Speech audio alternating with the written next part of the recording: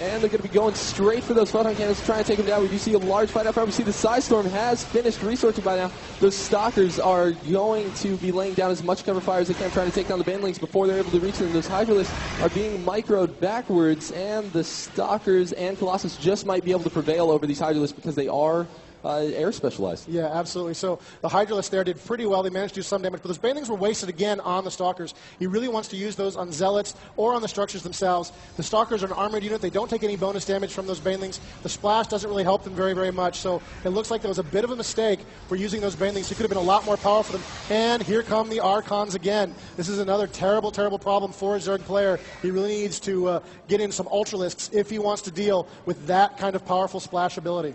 And so we have a ton of Hydralisks still over here, but little sneaky Sonky has already got another expansion. This is really, really good at this point, but of course, Yellow has begun to catch on. He really needs to try and keep up in terms of economics. He does have that high-yield mineral field just about to become his. Yeah, and you can see here we've got some lurkers in play. We've got an Overseer. We've got a pretty large Zerg force, but the Protoss have come knocking. They're moving in the front door, and you can see that right now the Protoss player has just a little bit of an advantage in combat units, not much of one. This is a pretty even fight. Not here, of course, but if the Zerg choose to move back and protect themselves, this could be bad for both players. We'll see what happens. Here come the Banelings storming in, wasting themselves, and the Lurkers have gone down. There's no detection in the area right now for the Protoss, and he's just lost a Colossus to those Lurkers. They do terrible, terrible damage against armored forces right now.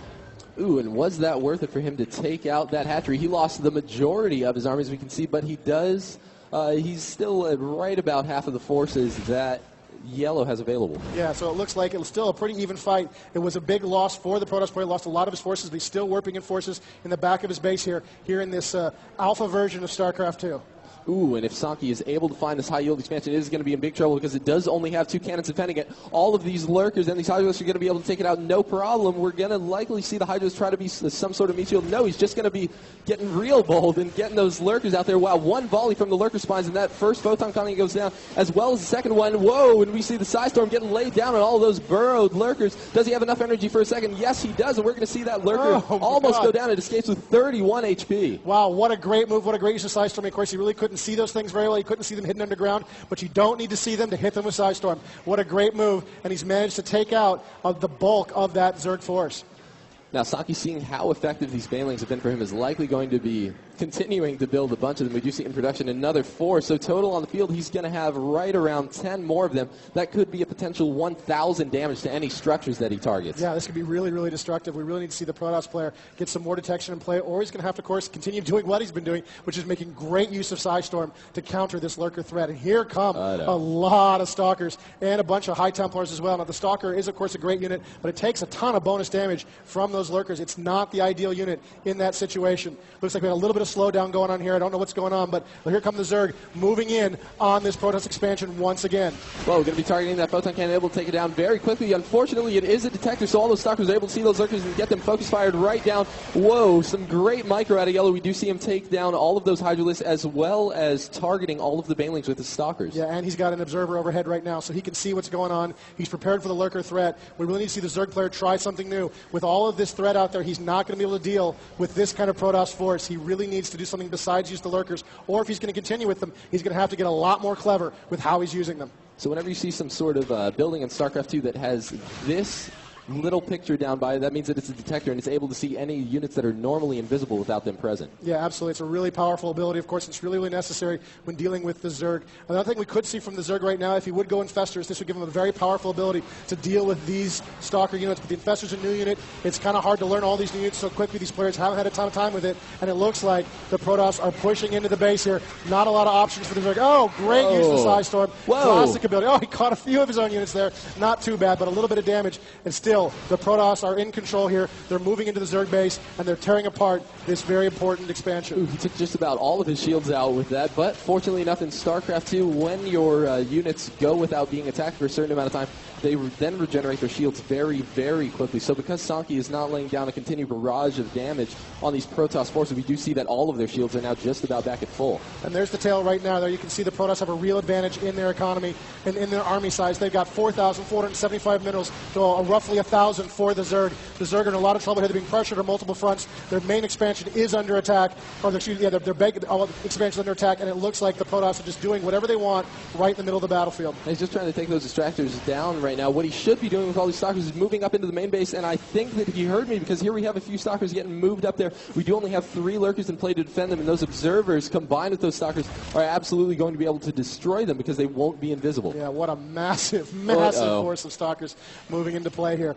Oh my goodness, that's just a terrible threat for the Protoss player. He's taken a few free hits here. He must be looking at something else right now. Must be distracted by some other part of the battlefield, trying to manage all of these units everywhere, all the stuff that's going on. There's just a lot happening all over the place. Even now as we're watching this, you can see there's other dots moving around on the map, and there's a little warp in action for you. There's how you can use warp in, and hey, look, here's some Immortals moving into play. These things are hit extremely hard. They take reduced damage, and you do anything more than 10 points of damage to them, you take, it reduces that damage with that powerful shield, and you can see he's just bouncing a lot of attacks from those Lurkers. And now that Observer just went down. It looked like it wandered just a little too far into the Zerg player's base. The Overlords now evolve into Overseers in order to have detection. A couple other functions that they have is the ability to spawn a Changeling, which drops on the ground and then morphs into what looks like an enemy player, so it enables a free scout to be in that Zerg base. Yeah, you can hide out with your Changeling, and maybe the other player won't notice it. You can keep it in play. You can really see what's going on inside the Zerg base. It looks like the Zerg player in this case is primarily using these units to really see what's going on. He's just using them as detectors, but they really are capable of a lot of other abilities. So for now, it's looking like Yellow is just waiting for that Observer to get out into play. Now over here on the unit menu, we do see that he does have that. It's likely going to get moved across the map as soon as possible because he's going to need to try and see all of those Lurkers burrowed underground. We see a lone Stalker trying to take out 2 Zerglings. Is he going to be able to do it? No, those Zerglings are going to take that Stalker right down. Yeah, it looks like the Protoss player is really in control. Whoa. Here. Oh, here we go. Here's a little bit of danger for the Protoss player, something to worry about. Now, Stalkers are pretty decent against these guys, so this might not be a great fight for the Ultralisks.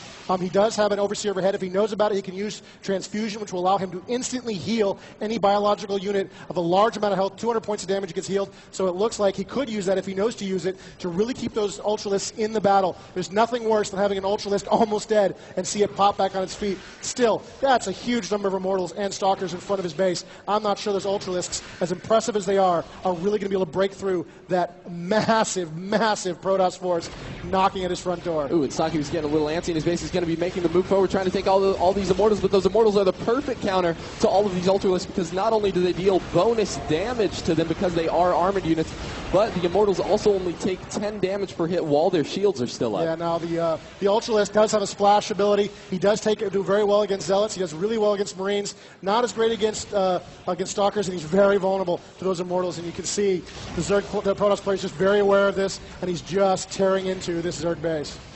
Wow, the Protoss player was able to make it all the way in there, and he says that is the GG. So Sankey has now lost 0-2 against Yellow. What a great best of 3 between these two players in the StarCraft 2 exhibition match. You can see both players trying very hard, using some of the new units and abilities. We saw some great micro with that blink. We saw a lot of great action here. Both players still obviously learning the game. We still got this pre-alpha version of StarCraft 2 where we're still working on the game and still developing all the technology and all the gameplay that goes into it.